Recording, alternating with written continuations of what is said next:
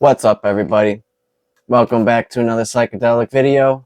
I'm AJ, and today I'm going to share with you some tips and tricks that I use to help avoid bad trips. Now, I've had a lot of experience with psychedelics over the years, mostly mushrooms.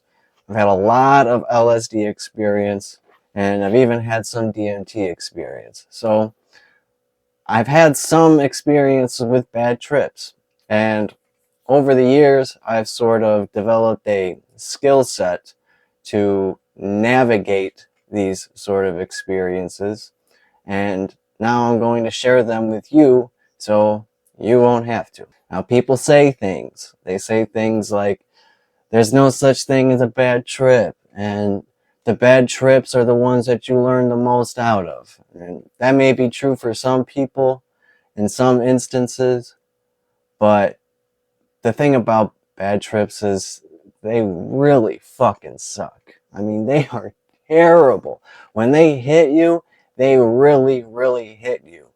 And I don't know, maybe some people, they need bad trips to learn from.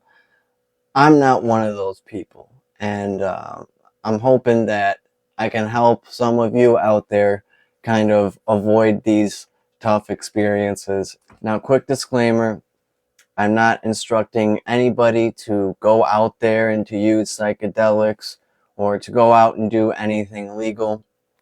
I'm just giving you some of my own experience strictly for educational and harm reduction purposes. Now, one way to avoid bad trips on psychedelics is to just not take them. You will avoid a bad trip on psychedelics 100% of the time that you do not take them. But if you do take psychedelics, if you do insist, it's important to remember that timing is everything. Don't take them in times of distress, or if you have anything that you are procrastinating or stressing over. You could do what we call an examination of consciousness. It's an old Catholic trick. Shout out to all my recovering Catholics out there. Anyway, an examination of consciousness, if you don't know, that's something that Catholics do before Mass, before church. They will go over their thoughts. They'll go over any sins that they may have on their heart that's weighing them down, that would keep them from taking the sacrament of communion. Now, the same thing with psychedelics. You go over your thoughts, you scan your mind for any external issues that you may be dealing with, any type of issues that may come up and sort of wig you out when you're in this sensitive state of consciousness. If you go over this stuff beforehand and you sort it all out before your trip, then you can get it out the way so it doesn't come up during your trip. And if there's just too much drama going on in your life right now, you can just not take the psychedelics and you can avoid this terrible experience altogether. Don't take them if you have any physical issues that you're dealing with, like headaches, stomach aches, anything like that. And don't take it unless if you are in a state of mind that you are 100% sure that you are ready for this, that you want this. I can try to plan for it all I want, and I can plan for it at the beginning of the week, and then the date gets there that I want a trip, and then if I have a stomach ache or something just doesn't feel right, a headache or anything like that, then I'll just call it all off. I won't put the pressure on me to do it unless if I'm just like, fuck yeah, let's do this. Unless if I'm really feeling it, like in my spirit, that that's something that I really, really want to do that day. You can plan for it all you want, but if the spirit ain't hitting you that day for you to do it, then I would just avoid it altogether. Know your psychedelic. Know your psychedelic you're taking and how strong it is. Know what you can handle.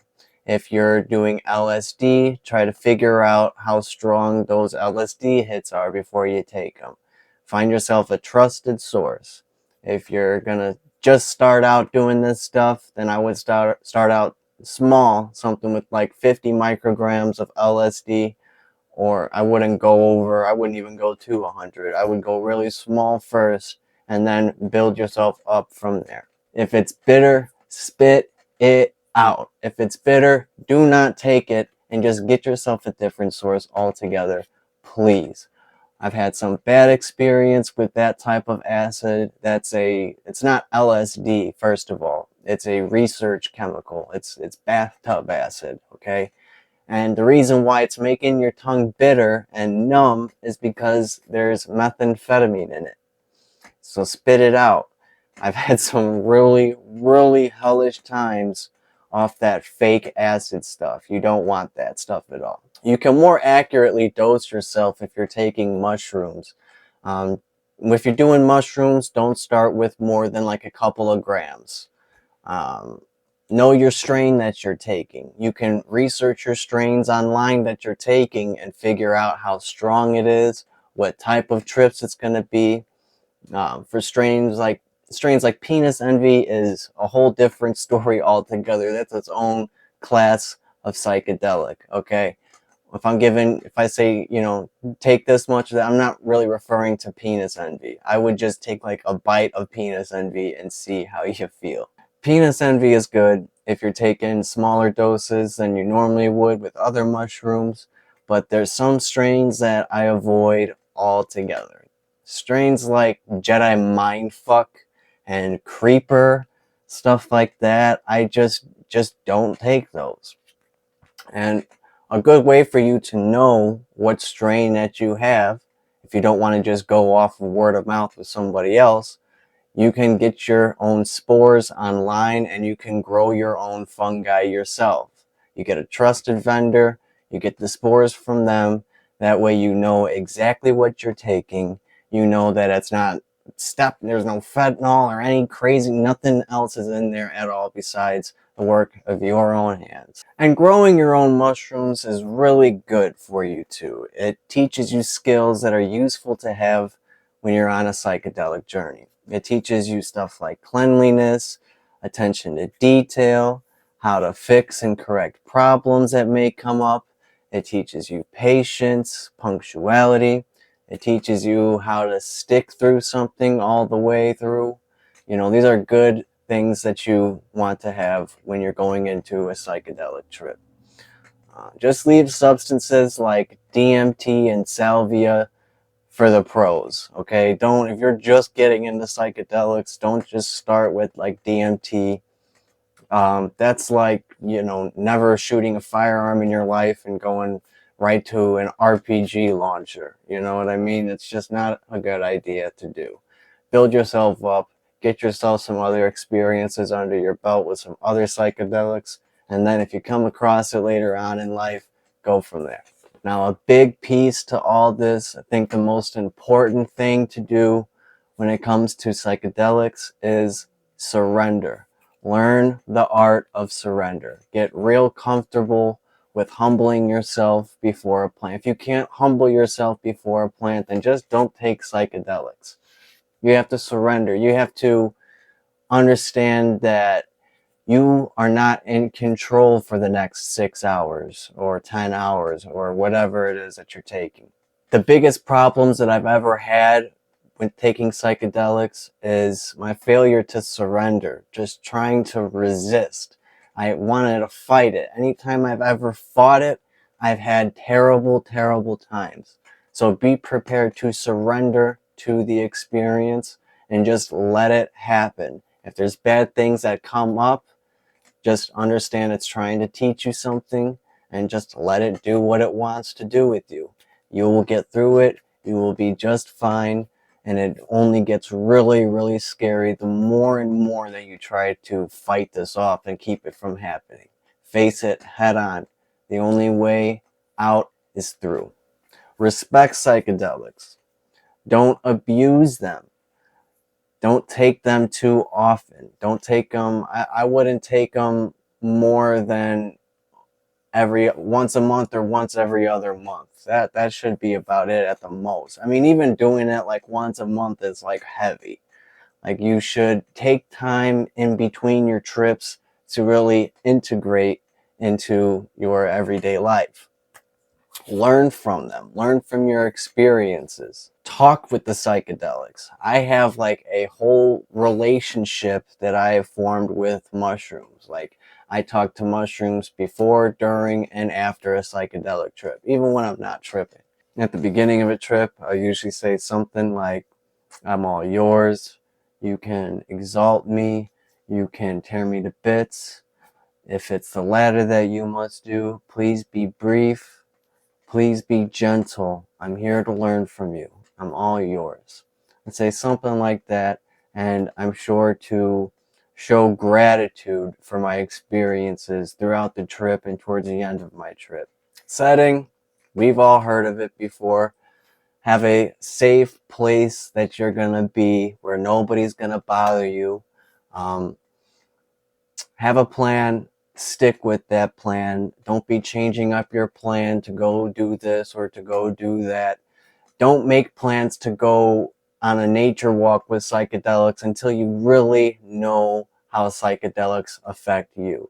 And then if you do plan on going out on a nature walk when you're taking psychedelics, then stick with that plan. Go out on the nature walk and stick time and just be with nature. But your safest bet is to be inside, be somewhere, especially on high doses, be somewhere safe where you can just lay down and no one's going to bother you. And you can get a trip sitter if you want. Trip sitters are good, but I usually don't want to have somebody in the room with me because then I feel like I'm dealing with real surface level shit. I'm concerned with how they might be thinking about me or how they feel. And instead of dealing with all that, it's best to have like the trip sitter outside with a door in between you two. Or just let somebody know that's in your house somewhere that you're going to be tripping that day. Don't just like do it in secret. Whoever that you're living with, make sure that somebody knows what you're going to be doing. And if you need to, you can have like a little bell that you keep in your room, like ring 3 times for, case of emergency and, you know, come in and get help. Something like that. Make sure you don't overdo it. You can always take more. You can never take less. Something that I do is I usually take it with tea, and tea helps with the nausea, and that will kind of help with the come up anxiety and stuff like that too. But I usually take it in tea with chamomile tea with it. Chamomile also relaxes me and gets me in a nice comfortable spot mentally to get ready for a trip. If I'm doing like a 5 or 6 gram dose, I'll do like 4 grams in tea form, drink the tea, and then wait and see how that's going to hit me.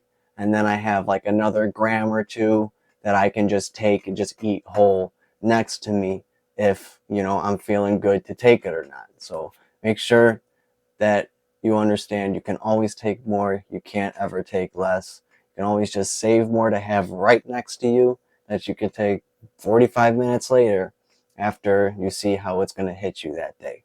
Avoid mirrors. Avoid mirrors at all costs. Whatever you do. It may or may not be fun when you're on LSD, but they can get really freaky. And on mushrooms, things can get really weird. And the less said about that, the better. If you do find yourself in a rough spot, there's a couple of different things you can do. Um, One thing I like to do is I'll lay down, close my eyes, and focus on my breathing. So I'll just count 1, 2, 3, 4 as I'm inhaling, hold for 4 seconds, exhale for 4 seconds, hold for 4 seconds. And it just kind of focuses on my breathing and grounds me. It also oxygenates the body. If you see something that you are scared of or freaks you out, you can try laughing at it or um, just facing it head on all the way through. You can sing. That's also another thing that it will also oxygenate the body, and then you'll hear the sound of the music and you'll see like the colors of the music, and it'll kind of get your mind off of what you're going through at the moment. Just accept it for what it is head on and understand that it'll pass. And psychedelic trips, especially mushrooms, come in like different waves. So what's happening right now isn't going to be happening for the entire trip.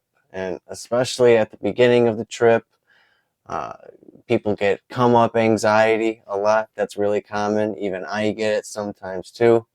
And just understand that it's normal and it'll pass, and just let the wave crash. And that's what it comes in waves. So sometimes the waves hit really, really hard. Just let the wave crash and just kind of, you'll get through it. Anyway, I think that's about it. If you have any comments or questions, make sure you comment down below and we'll go over those in future videos. And if you haven't hit that subscribe button yet, make sure you hit that subscribe button, and I will see you in the future. Take it easy.